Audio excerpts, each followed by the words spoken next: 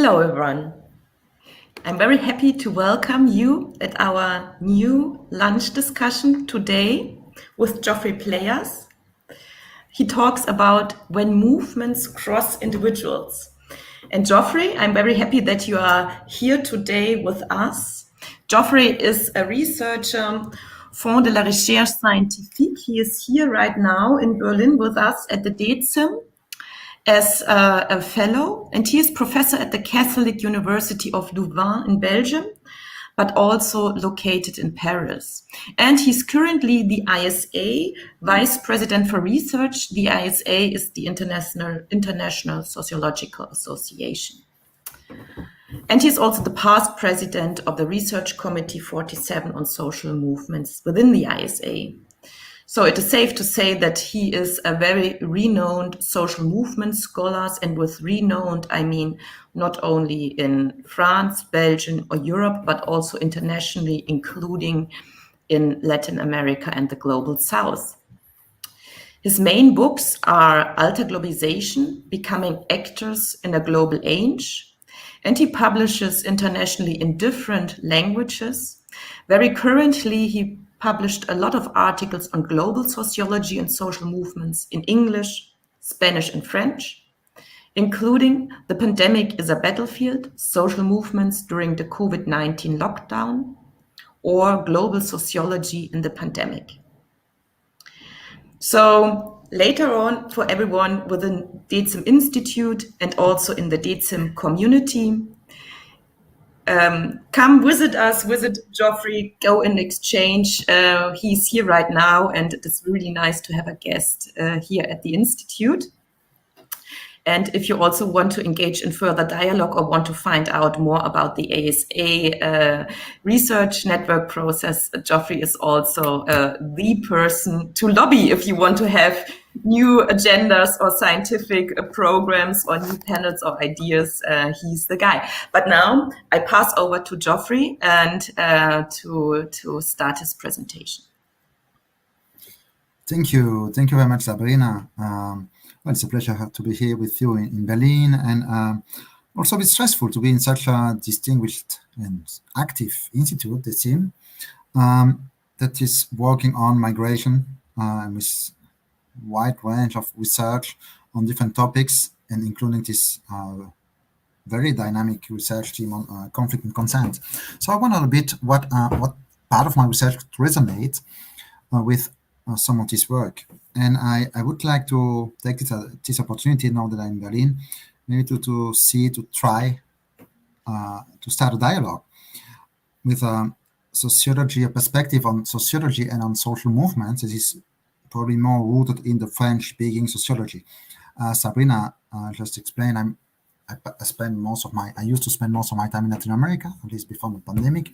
And that's where most of my influence comes from when it comes to social movement studies. But at the same time, I have also some roots in the French-speaking sociology, and notably on this perspective that takes on subjectivation, which is what I would like to explain today.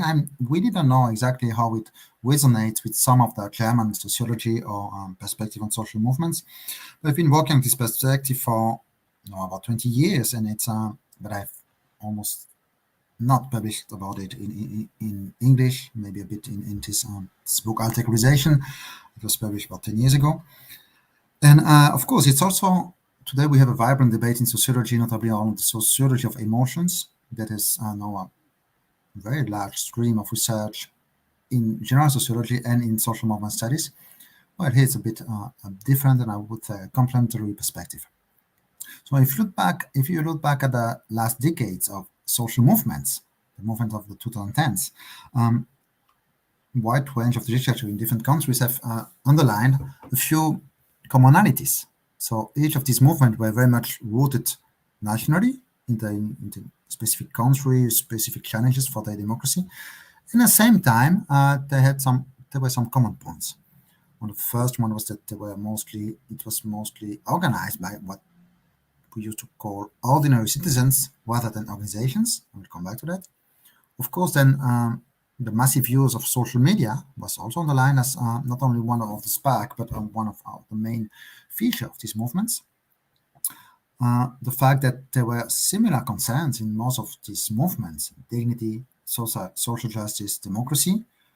I wrote an article, a couple of articles with Maris Glasses about that, but also dignity, of course, it was the name of the revolution in Tunisia and in many countries, and most recently in Chile, the revolt was also, they renamed the main square, the square of dignity. So dignity is definitely key in all these movements. I would also say that there are two other more subterranean ways and less visible ways these movements have some commonalities. One is a way to perceive injustice and to implement the movement values. We'll take here the word by a French sociologist that recently passed away. He explained that social claims today are framed much less around a claim for equality than in moral repertoire of respect and dignity. So, and it goes much beyond social movements, actually. He was a sociologist who used to work on migration and on the French suburbs. I would say that that there is a fifth commonality, is that all these movements have a very strong personal dimension, which is what I would like to develop today. And this personal dimension, of course, has been studied very often, is still studied very often in terms of emotions. You all know that sociology of emotions has really boomed in the last 10 years, not only in social movement studies. And of course, it's very important, a very strong contribution. I think in Germany, you really have a pioneer with Helena Flamm and other researchers. So I definitely, this is all important to see the sense of injustice, anger, and indignation, for sure. At the same time, I think, and that's my my proposal today, the one I would like to discuss, that the sociology of emotion and other forms of sociology miss a point is really at the core of these movements. And then another perspective, much more complementary, the one that is rooted in the concept of subjectivation, may help us to grasp.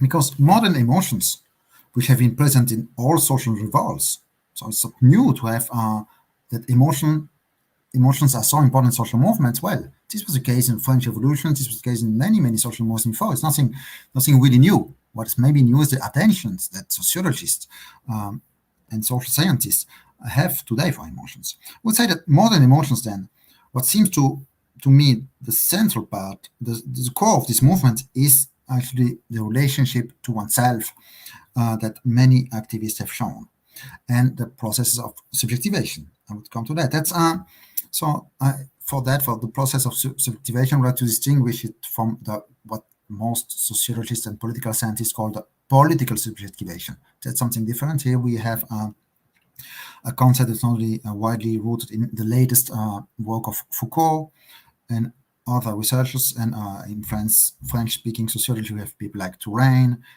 Kevin MacDonald was also for that have developed this perspective. So, well, I'll do that afterwards. My proposal is to put at the core of our social movement research and our way of thinking social movements a combination of two processes. So the first one could be subjectivation as a process that could be defined as the construction of oneself as a principle of meaning, an ethical actor, and the author of one's life. So it means that the meaning of action is not given by society, by the new manifesto, by an organization, a trade union. It's really rooted in the relationship of the activist with him or herself. And some scholars have called it an ethical actor. I would say that really that having this idea that to construct, to build oneself, not only as an actor of one society, but also of author of one's own life, to see how everyone try to build, to lead the life he or she wants to live. As the Ghanaian sociologist, I forgot his name now, Charles Taylor put it, that's something that's really at the core of social movements, social revolts today. But social movements are not only about subjectivation. They're about a combination of this subjectivation with agency, a very strong will to become actors, which is also lived, experienced very individually. So what activists all over the world tell us is that they could not remain passive in front of social challenges, which they perceive and experience as both social problems and personal matters. So the big challenge of our world, social justice, the environment, are not only something outside of them. It's very much inside. It's their own motivation, and the activists that I talk to, they cannot sleep at night. Many of them thinking about the planet. It's really something very personal, or about racism and other issues. And I will develop it a bit more. But basically, for me, I do believe that subjectivation processes are now not only the spark. It's not only what lead people to become actors, to become activists. It's also the energy, the power, the motivation, and the legacy of these social movements. And which brings me to I'll come back to that in conclusion. Maybe to it's also a proposal to rethink social movement studies in a less utilitarian perspective, not so much focus on strategies and mobilization, which are an important part of it, but also other dimension with more personalized activism rather than organizations, and the importance of activism that is also intertwined in daily life. I'll come back to that. So I clearly don't. What I say is not. I don't talk about all the activists or social movements, but a particular culture of activism that is rooted in this very personal sense of commitment. So it's not. And these activists, this culture of activism, can be analyzed in a wide range of social movements: feminism, of course, environmentalism, climate activism, and many other movements rooted in daily life challenges. But at the same time, other movements that are also in climate justice, other activists for climate justice would not apply the same culture of activism. So I still believe it gives us a tool to understand a part of the activism. So this culture of activism that I've defined in the book Articulation combine a great sensitivity to global challenges and social justice, but at the same time, its lived experience as a very strong personal and subjective commitment. What these activists in different movements do is to defend and foster their personal experience and creativity, with a strong like to resist is to create, taken from Deleuze. It's the idea that in front of a system that homogenizes all, we have to create something different. We have to defend the experience against neoliberalism, against the homogenization of the world, to take Herbert Marcuse. It's also about preventative activism. It's not widespread, so I don't have to develop it, but the importance should be consistent with one's own value. To have the practice, one practices should be consistent with values. It's always easier to say than to implement. And of course, then the centrality for me of the relationship to oneself. As I said, and that's what I will try to show, the causes are both global and personal stakes. Just take a few examples from various countries. First, 10 years ago, there was this very important revolution in Tunisia. And a few years later, they did a fantastic documentary that was done both by an Italian filmmaker and Tunisian students in sociology. And the Tunisian revolution, of course, is half a failure, half a success, because it is not able to provide a future for many young people. And but at the same time, it has transformed their subjectivities and their relationship with their own society and their relationship to each other. So, for example, the people I interview explained that no organization had imagined this revolution. Very clearly, they had unions, they had many organizations, civil society organizations in Tunisia, but the revolution came from a very different side, from these SMOs, social movements organization. There also other young activists explained that said, are people aware that we can change things? If there is a change, it will come from ourselves, not from the parties, not from the unions, not from organization. And also they insist a lot that on the fact that they are not so much interested in the president, in what the president of Tunisia does. They are not interested so much in institutional politics, but much more about they say that the change basically is somewhere else in people's daily life that includes a different concept of citizenship and relationship to the state and to politics. I found something very similar in a long research I did with environmentalist movements on the campus of my home university in Louvain-la-Neuve, Belgium.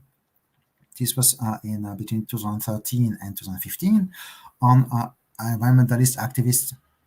They all took climate change as a very personal issue. The idea was to change their lifestyle. As I say, everyday life is political, which is what feminist activists said in the 1970s. They insisted very much on reflexivity, responsibility, and throughout the meeting, there was we did a series of focus group. Basically, what was really at the core of their life was a permanent negotiation with themselves about everything, because in life you can only implement your values. You also have to do many other things. So I'd like to take three quotes here to show that what was really at the core of their activism was the relationship with themselves. One of them said, "Most of all, I don't want to be part of this destruction of the planet. I don't want to think that people are suffering because of my consumer choices."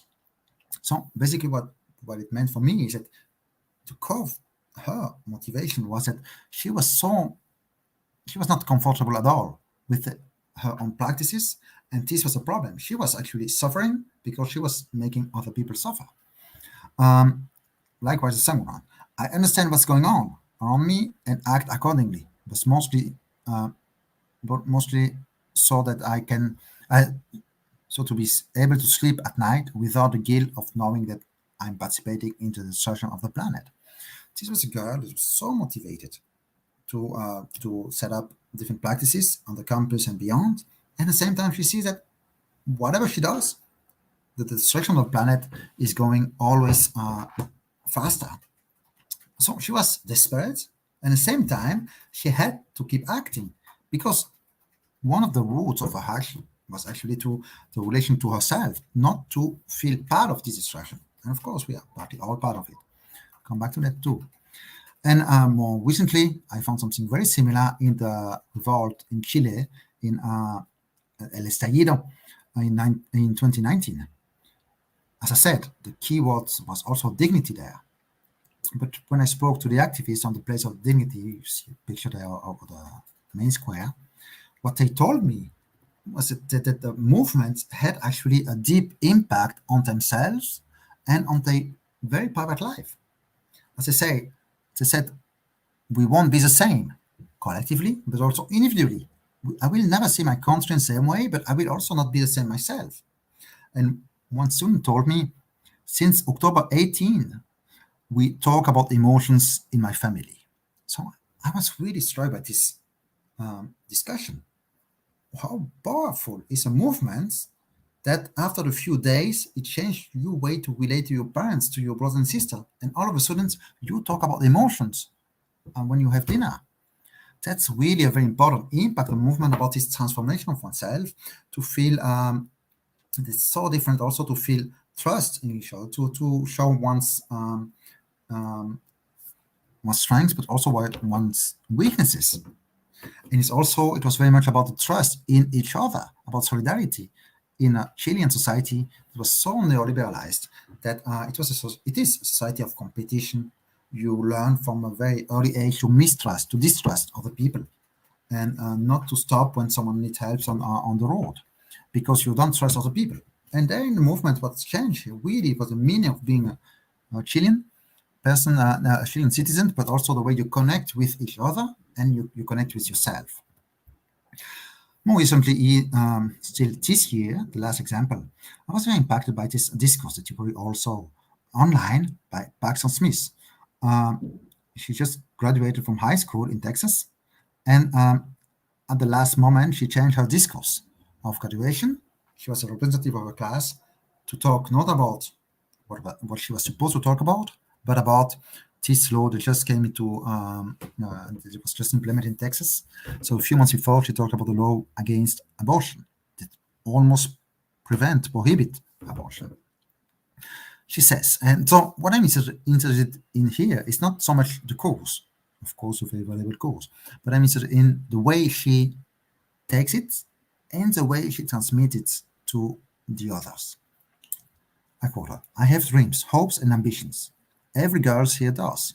We have spent our whole lives working towards our futures, and without our consent or input, our control over our futures has been stripped away from us. A bit later, she says, I'm terrified that if my contraceptive fails me, that if I'm raped, then my hopes and efforts and dreams for myself will no longer be relevant. I hope you can feel how gut-wrenching it is, how dehumanizing it is to have the autonomy of your own body taken from you. So, of course, it's a classic feminist discourse on one side. But on the other side, the way she talked to the other people comes very much from the relation with herself, from something very intimate. It gut-wrenching. That's an argument. It's not about numbers of girls and women that they need abortion in Texas. No, it's about her ambition, the way she see her life, and to see all that destroyed. Well, it shakes her very deeply, and it's from this the intimate part, this subjectivity, this construction of oneself, subjectivation, that she addresses the issue, and that she addresses not only her colleague but the global audience. Then, as it came to on social media. So here are a few examples to show how they feel personally affected by the cause. It may be about climate justice, about emotion.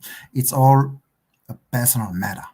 They feel not only a personal responsibility, but it's the way they experience it. The way they experience this cause is so much personal and so deeply connected to the construction of oneself as a person, not only as a social actor. This subjectivation is the work of an individual to construct herself as a person and as a principle of meaning. So the meaning comes from this Paxton Smith, from her very feeling, her very experience. In this perspective, social movements and the causes are at the same time very personal and collective, social and political. Develop it a bit, but basically, what I would like to underline here is it's not only personal and subjective. It's at the same time collective, social, and political. It's not that they framing at the beginning, before movements, they frame it as more subjective, and then they will grow up, or the movement will be organized, and then it becomes collective. No, it is very much at the same time personal and collective, social, and political. So this leads us to rethink collective action activism, but in a permanent debate that has started at the same time as social movement studies. We still like to underline a few ways it shakes us as social movement scholars. Of course, the first point is that we have to overcome some dichotomies that are at the core not only of social movement studies but also of most of political science. The first one may be the individualization of it's at the same time individualized action and collective commitments. It's individualized, but of course not selfish. It's about the construction of oneself, the relation to oneself, but at the same time it's also about society and the others. Of course, one of the strongest dichotomies in social political sciences is the one between private life and public commitments. Most of social movement studies and social science, political sciences, social science too probably, looks as if what matters is what is in the newspapers, what you can see on the streets. Well, actually, what happens in private life, what happens below the tip of the iceberg of social movements is at least as important. The personal self, daily life, this is all political. Of course, a feminist, that's what they said already 50 years ago. But here also the construction of oneself as a person is also, of course, political. And political is also about subjectivity and subjectivation. I'll come back to that. It's not only a assertion of oneself, but a permanent struggle within oneself. So, as I said with the title, my proposal is to see also how movements cross individuals. It's kind of an invitation to displace, to move a bit the way we see the struggle in social movements. About 20 years ago, John Holloway published a book that had such an impact on my generation. It was entitled "How to Change the World Without Taking Power," which is actually still relevant but also quite outdated. in his proposal. And he had a very important sentence that I took in many books. The oppressed, he said, are not only a particular group of people. It's not like the oppressed are not only the workers, the women, or something else. No, the oppressed are particular, specific aspects of each of us, of each of our personality, our confidence, our sexuality, our creativity. And I very much agree with him. Every time I see him in Puebla, Mexico, I also want to add that if the oppressed is a part of each of us, then I would also say that oppressor are also a part of each of us. And that's also one way movements cross individuals. And part of the movements I obviously played within the individual. When I talk to these activists from different movements, notably young activists, but not only young activists, I see the permanent struggle with oneself. Activists, I would say social scientists, all of us, we have been socialized and we partly reproduce a society, values, a society that is individualistic, capitalist, colonial, and patriarchal, and a society that destroys the planet. So it's not that they are not only struggling against capitalism as something that's outside of themselves, as a system. No, the system is of course also inside ourselves.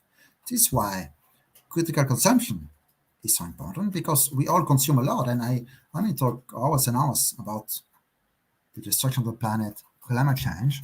At the same time, myself, I use sometimes plastic as travel, sometimes a plane, and well, it's the same for most of us. Patriarchy, colonialism. As a white male trained in Europe, of course, I have colonialism and patriarchy somehow rooted in myself by the socialization process. And in this, it's always it's not about this personalized form of activism. It's not about the assertion of oneself. It's about the transformation of oneself, at the same time trying to be an actor in society.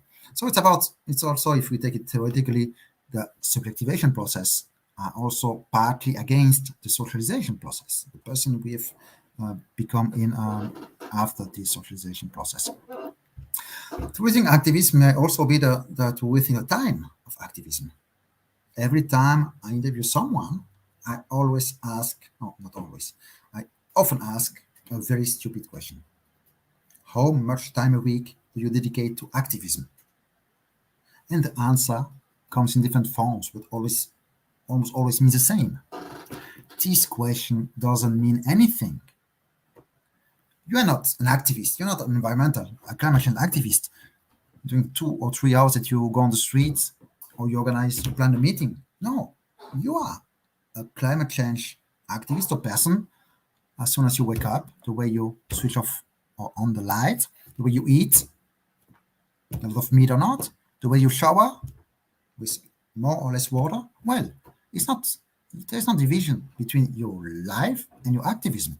So the time of activism actually, we have to see it in a very different way if we consider this personal and selective dimension of movements.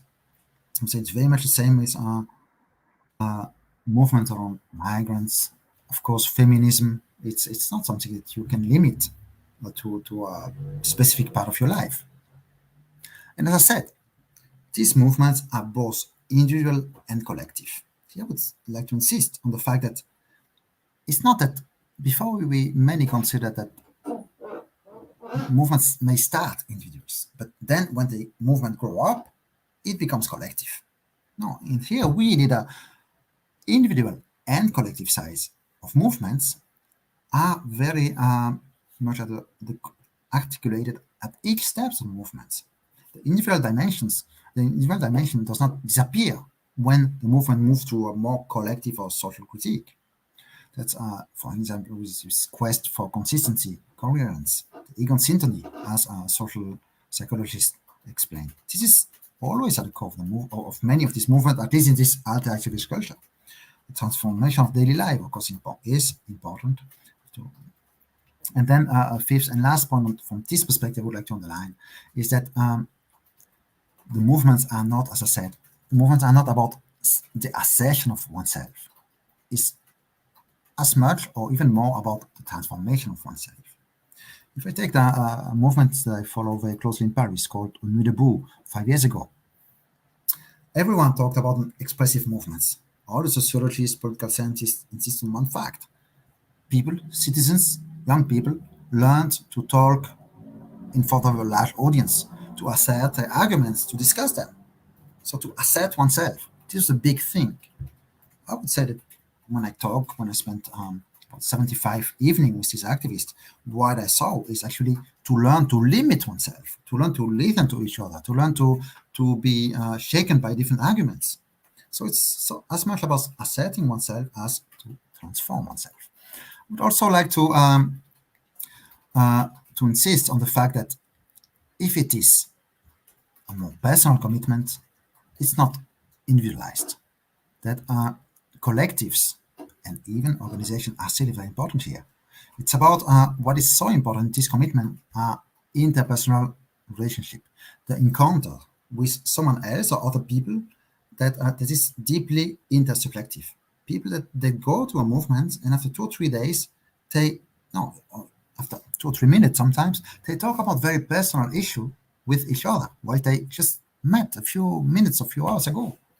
And that this interpersonal encounter, intersubjective encounter is really important. The meeting from person to person. It's really the trust in each other. That's really important to, at the same time, to learn to act together while being autonomous individuals. That's really, I would like to insist on this collective side of the movement because no one can actually, it looks like a individual transformation, but it's also included in very collective spaces. And among these spaces are the space of experience that very different movements are. Activism, militant confidence groups, feminist discussion groups, movement spaces are all spaces that could be defined as sufficiently autonomous as distant from the capitalist or patriarchal colonial society to allow four things: to live accordingly to one's principles and values, to build deep interpersonal social relationships, as I just said, to express one's subjectivity. Creativity is important here, but also to foster the process of subjectivation. So the aim of these movements, not only about having an impact on political institutions, it's also about building spaces of experience, free spaces where people can be themselves with the other, learn from each other, feel confidence, express their weaknesses, express their creativity, and contribute to build themselves, not only as political and social actors, but also as a person. And of course, these two things are not opposed. And in this perspective, if it is personal, and if I would like to insist that social movements organizations are not at the core of this movement, and too often we social scientists focus on organizations just with laziness as the only excuse, because it's so much easier to ask someone to which organization do you belong than to understand the personal process, or the subjectivity, the subjectivation, then brought him or her to be part of these movements. Some organizations are not maybe not at the core as they used to be, social organizations. But at the same time, every time we see these kind of big movements, well, organizations play still a very important role, much more as support for personal commitments, for commitment that are rooted in personal projects. Well, I will not develop it here, but I had examples from Occupy Wall Street, from Nuit debout and other, where organizations, trade unions in particular, play a really important role. Organizations also play a role to provide more continuity to some causes, notably for the climate justice movement. I have to skip that.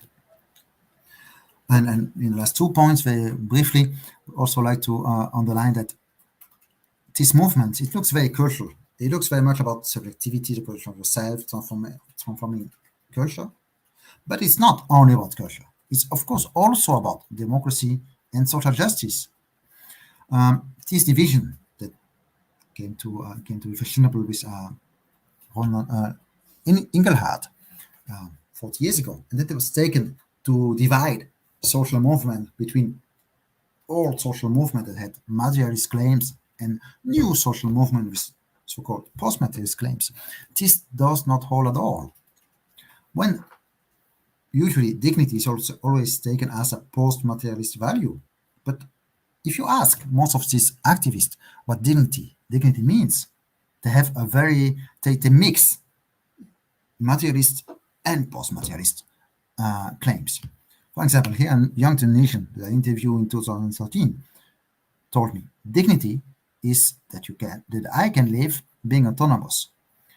When I have a job, I can support my own life without having to beg my mother, my family. An employed person who does not have an unemployed person who does not have a revenue is ashamed to ask his mother at the age of 25. When he earns his money, he can walk with his head up front. There's dignity, and of course, it's totally connected to social justice and to have a job, not to be poor and not to depend on each other, not to depend economically on his family. And finally, I would like to stress that if I try to make a point that subjectivation, the construction of oneself as a person, is so important in movements today. These movements are not only about subjectivation. It's about the will to combine the subjectivation to be more the person we would like to be, and agency to have an impact in one's world. It is the person we would like to be for activists, of course.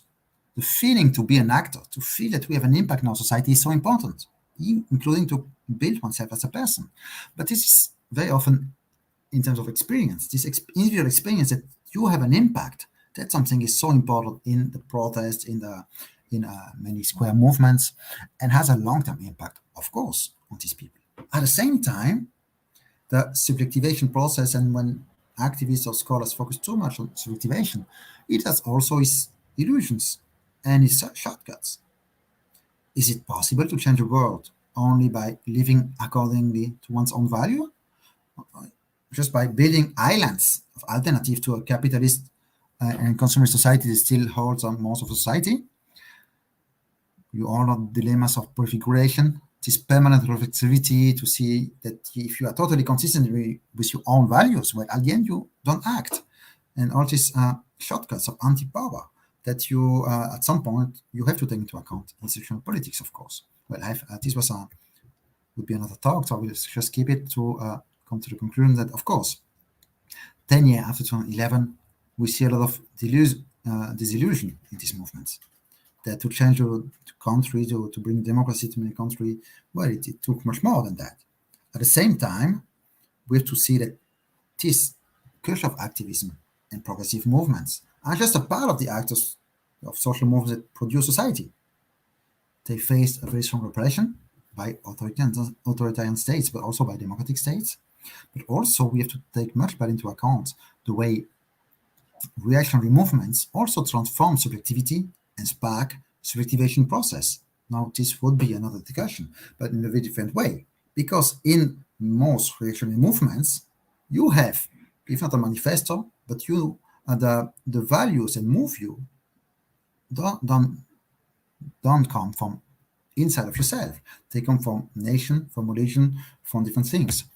And here, you have a model that people that are so much rooted in the conversation with themselves, as Margaret Asher wrote, they refuse to have this manifesto and a way, good way to go. Among the other impacts that we see, notably very strongly in Chile, is how these movements rooted in subjectivity and subjectivation have also contributed to raise new forms of citizenships, new forms to connect, new ways to connect, to consider the state, to connect with other citizens, and especially everywhere where they had revolutions or strong social movements, you see a fantastic, extraordinary cultural creativity. In Tunisia, of course, the revolution is not really a big success politically, but they have a lot of new movies. There's a totally new wave of creativity in all forms of art in Tunisia, so we also see in Chile and many other countries.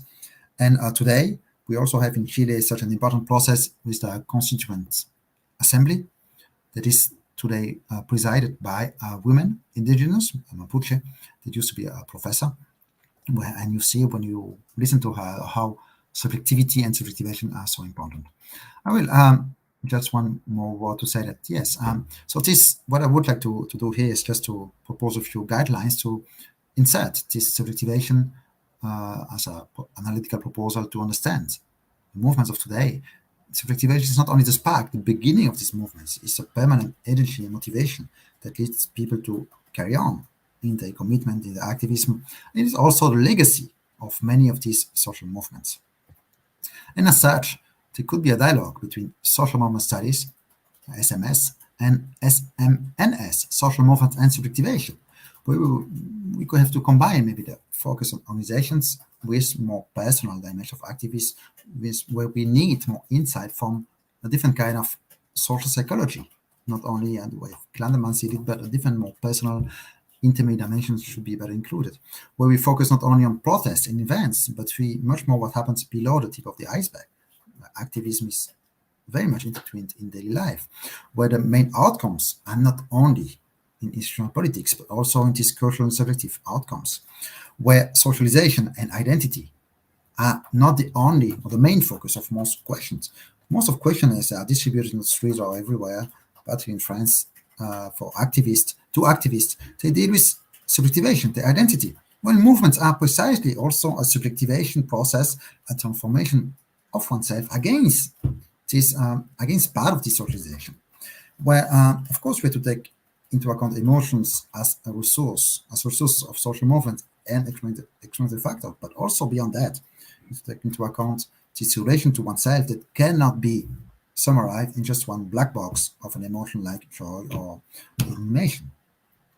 That's why I think we have to combine more broadly resource mobilizations and strategies, but also less utilitarian perspective in social movement studies. Well, I guess my time is a bit over, but I still hope we have some time to discuss it. And it's a small an invitation to start a dialogue. I will be in Berlin at the DeZIM in the next months, and I hope that to be able to carry on this discussion with some of you if you are here around too.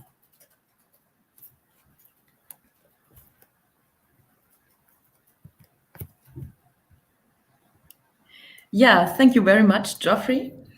And thank you for two broad things you brought into the debate. First, showing that there are similarities of movements and activism across the globe, which do not necessarily depend on a very specific context, but these are broader global dynamics embedded in capitalist structures, modernization, but also interregional relations, which lead to a kind of subjectivation of activism, or at least embed that. And also to push forward, and that is more specific for social movement scholars, but also, I guess, in general, to think about actually what is activism and what does activism do, and how broad is the research agenda when we talk about social movements. And actually, it's much broader than some of the approaches you mentioned supposed or suggest when you look at protest event or classical demonstration research and so forth, but rather look at the individual and what it means to become a political actor, or to become active and change society. So it really helps us to broaden our view. And it also resonates with all the debates in the German context, also by Neidhardt and Rucht on the movement society, to say actually everything becomes more movement-like, and maybe everything is about mobilization, all change processes in society. Otherwise, we have stability, and stability is produced by institutions. So let me, we already have some questions in the chat, but let me start first with one question. And we do have debated it in the past, as Geoffrey and I have a slightly different perspective, I might say, on the relationship of this subjectivized or becoming an actor subjectivation processes in agency construction and political institutions. Not only political, but also social institutions. So I was wondering, in your opinion, what do these processes which unfold over time in movements, that emotions play a bigger role, that authenticity plays a bigger role, that the awareness of oneself as an agent of change becomes more important. What does it tell us about the state of society we are in and its institutions? And when we look at the history and the development of social movements, and I know you do not like the differentiation between old, like the labor movement, and the so-called new social movement, in particular, not the differentiation between materialist and post-materialist values, but still, if you think about it, broader struggles for political and social institutions since the beginning of capitalism, and the push of the labor movement to create political institutions which regulate not only labor and work and working conditions, but really the social conditions, later on contributing to the emergence of social rights and also the welfare state, as a key factor of stabilizing democracy in capitalist societies. And later on, when the so-called new social movements like environmental movements, women's movements, student movements, peace movements. So when all these new social movements came up in the end of the 60s, beginning of the 70s, that was also the timing when the institutionalized demise started. Yeah, so institutions, strong institutions started to weaken, and suddenly more movements came up, starting for more demands for political participation. So we saw a strong transformation of democracy.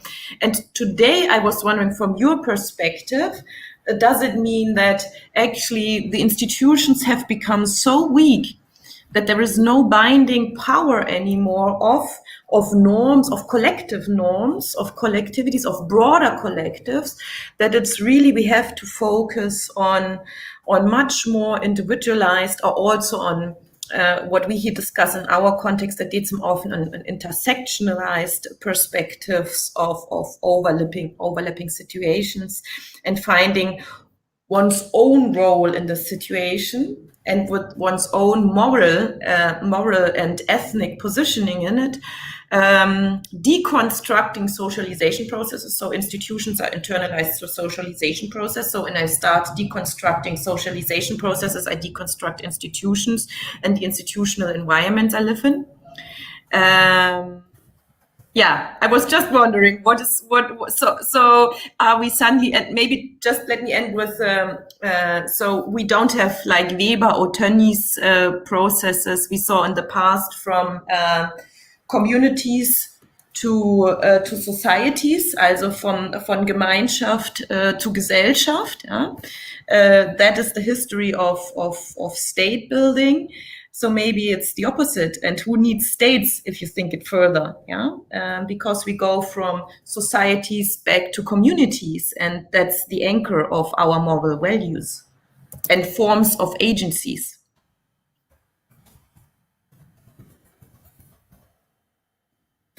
Of course, that's a very large debate that it goes far beyond social movement studies, and it's impossible to answer this question in just a short time. Still, let me try to also bring some points in a very interesting way. Sabrina framed the discussion, and I share very broadly. I think that yes, we one thing is that, of course, it's always the evolution of society, and the other one is the evolution of social sciences. And in this perspective, I think that on one side, I would consider that social sciences have focused a lot on features that are more easily visible, like protest, other dimension, but also that can be quantified. And organization, they are almost stable. So here I think on somehow we are opening it again in the last maybe 40 years, but more in the last 10 years, to process that are not so much, they are deeply, in my perspective, deeply social, and are also the product of socialization, but that are more within the individual.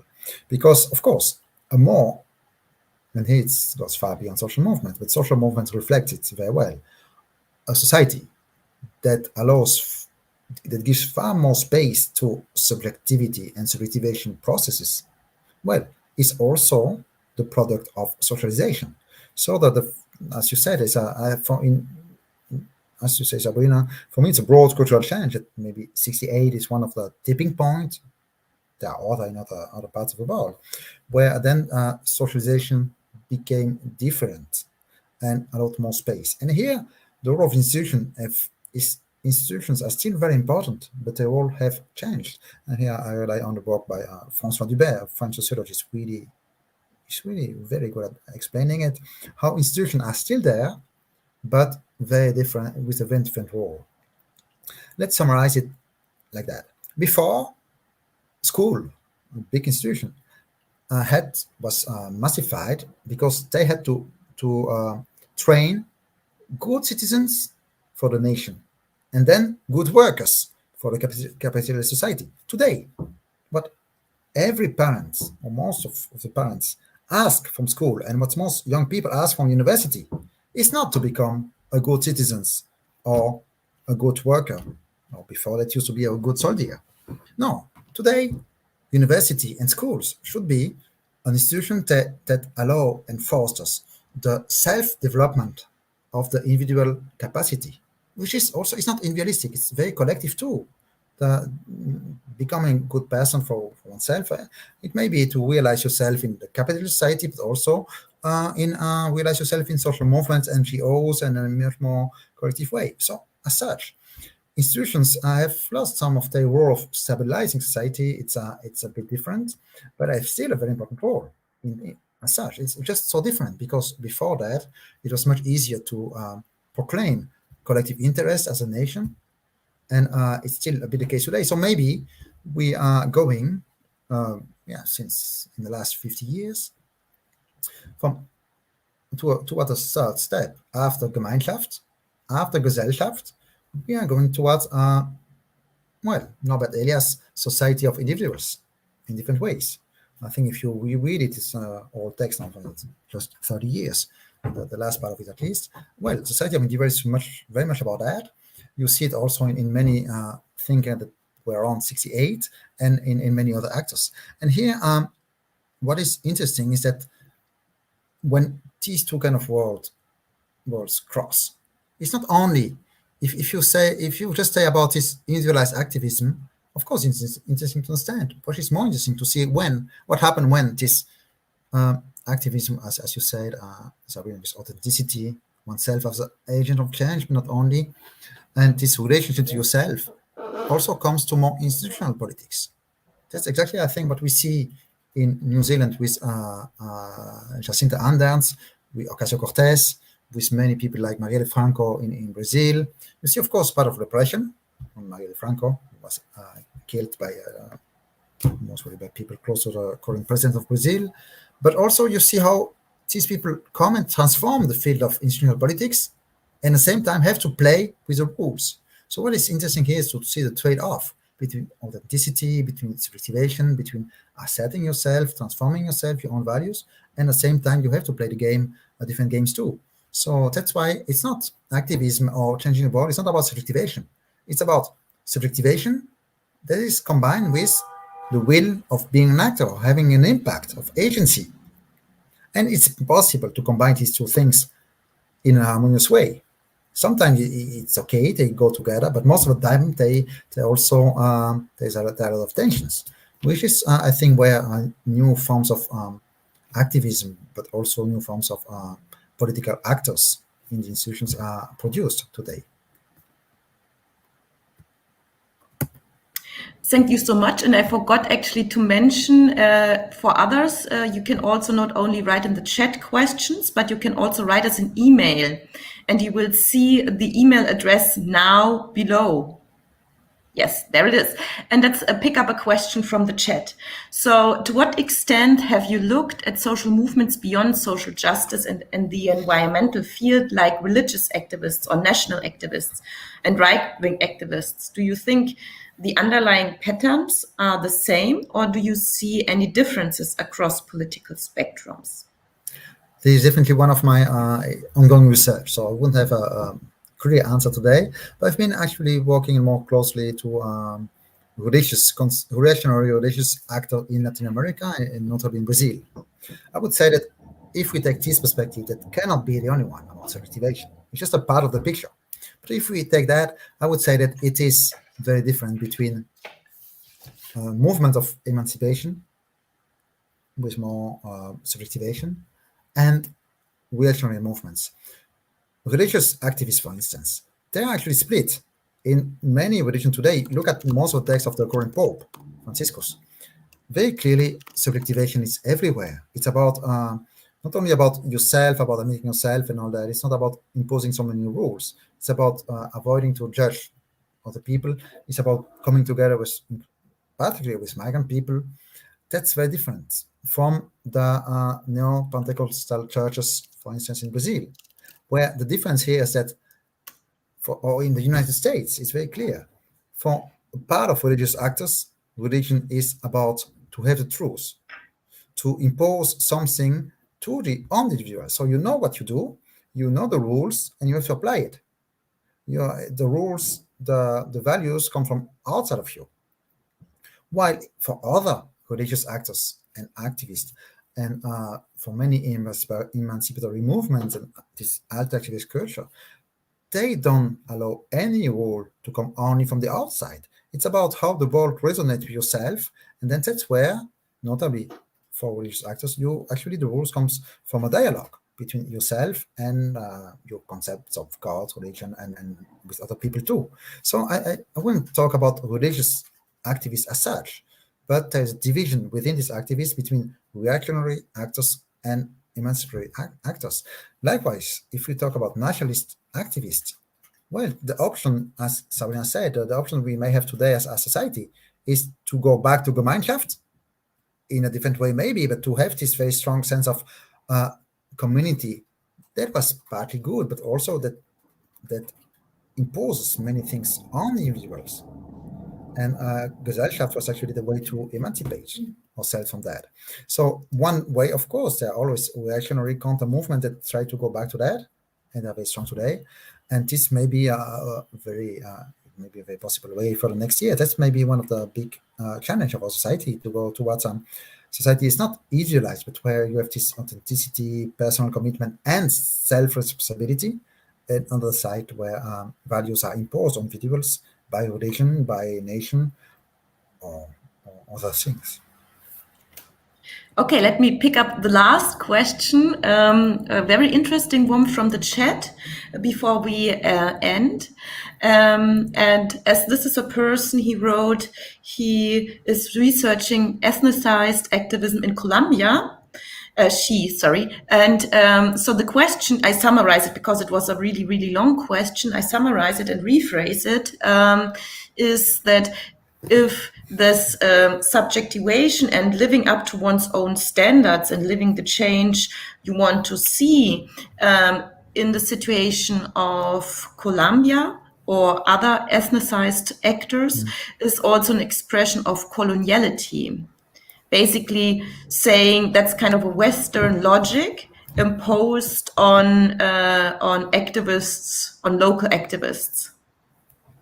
Well, this, of course, I'm a white man trained in mostly in law, so of course there's always a criticism we can hear from the global south, and I have in this case, it's a very much on individualized activism and other things, and yes, it's more with maybe a European audience. At the same time, most of my intellectual sources here come from Latin America. When you see, for instance, the Zapatista movement in Mexico, which is one of the strongest decolonizing movements in Latin America, the idea is the same. Of course, it's much more rooted in communities, but the first thing that was done by the Zapatista movement was Marcos at that time called the first Zapatista revolution, was not the assertion of community against the Mexican state. No, he says that's what they did on the 1st of January 1994. They took the arms against the army, the Mexican army, the Mexican state, and ever since they don't allow the Mexican state to enter their communities. So communities are important, but different communities. Marcos says that the first revolution by the Zapatista movements is actually the equality between men and gender equality. This was not the case before. So it's exactly as I said for the individuals. It's not about asserting a community. It's first of all the self-transformation of the Zapatista communities based on their different values and a very strong reflexive process. So they deal with it in a much more collective way than most people do it in the West, for sure. So there are some differences here, But the core is really is not what's happening in emancipatory movement, the most emancipatory movement in Latin America is not going back to the previous communities. No. In the Zapatista communities, when they started the movement, most women were had to get married by between 15 and 17. Many men were beating their women, and almost none women could went to school very long. Today it's totally different. You see, let's listen to the Zapatistas that are here in Europe today. You see how strong they have both a subjectivation personal process and a collective process together. You see how they talk about themselves, their own values, and you see these women that their mother used to be 25 years ago illiterate. No, they speak Spanish in such a way. It's a deep transformation of these communities. So in this, I would not say that it's not about ethnicity. It's not about identity. That's the difference between identity and a subjectivation process. It's not a fixed identity that is reasserted, individual or collective. It's a self-transformation that we in the West experience much more as an individual process, and that many movements in the global South live as both an individual and a collective process. Okay, thank you so much, Geoffrey. This is the beginning of a debate we hope to continue in the next coming weeks and months. We have to end this discussion now. The next lunch discussion will take place on the 7th of October, and it will be in German, and the topic is Flucht und Männlichkeit. And there will be also a presentation of der Zeitschrift Flucht und Flüchtlingsforschung Z-Flucht. Hope to see you all there. And thank you again, Geoffrey, and goodbye. Goodbye. See you soon now. That's him.